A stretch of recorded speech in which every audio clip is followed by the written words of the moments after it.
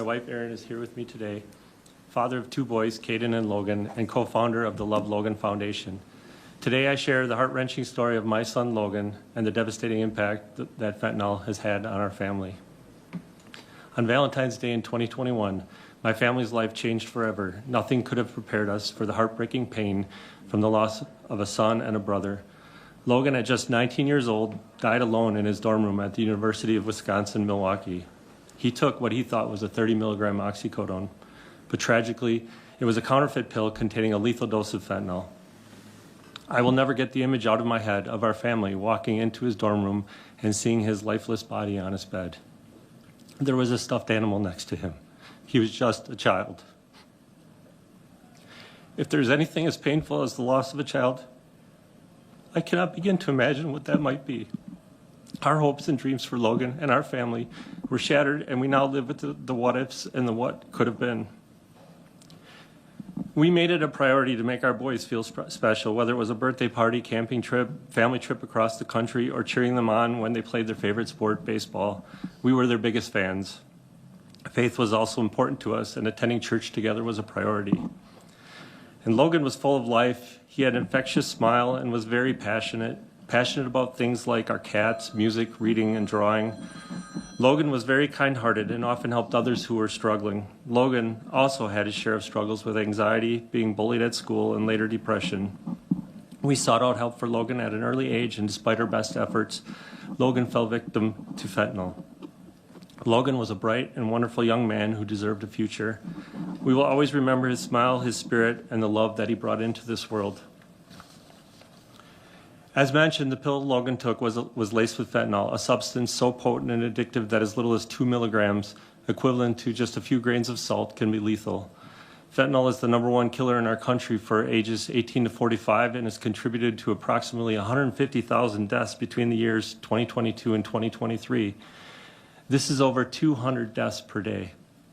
Where is the urgent response from our elected officials?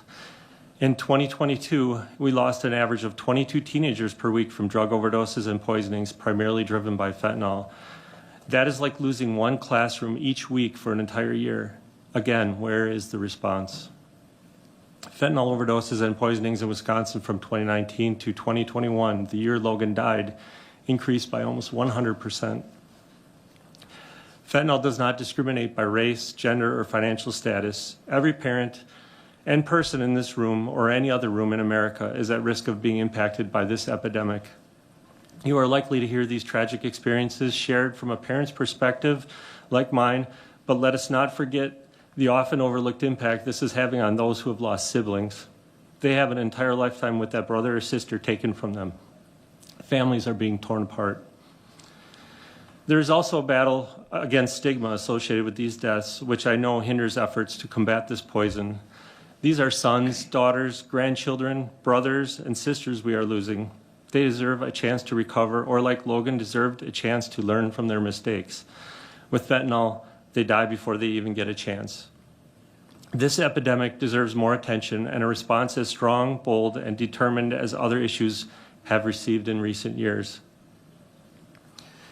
We secure our homes by locking doors and regulating who enters. Our government under the current administration is failing to do the same for our country. Record numbers of unvetted migrants are entering the United States, overwhelming resources and allowing fentanyl to pour in.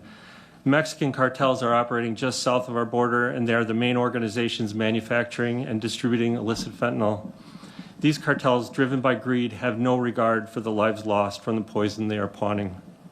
These criminal organizations are in our own backyard, and yet our borders remain wide open. Increasing awareness and education about this crisis is crucial. This responsibility has largely fallen on the families of victims like mine, who have taken up the cause through advocacy and nonprofits. In 2022, my wife Erin and I founded the Love Logan Foundation to raise awareness and support other families impacted by fentanyl.